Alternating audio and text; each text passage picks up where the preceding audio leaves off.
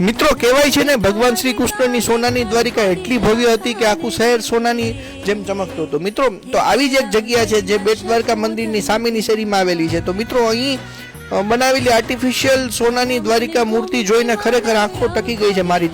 તો મિત્રો તમે જ્યારે બી બેટ દ્વારકા આવો ને ત્યારે આ જગ્યાની ચોક્કસ મુલાકાત લે. તો મિત્રો અહીંયા દરેક નાની મોટી ડિટેલ્સ કારીગરી એટલી સરસ છે કે લાગે છે સાચી દ્વારિકાની સામે જ આપણે ઊભા છીએ.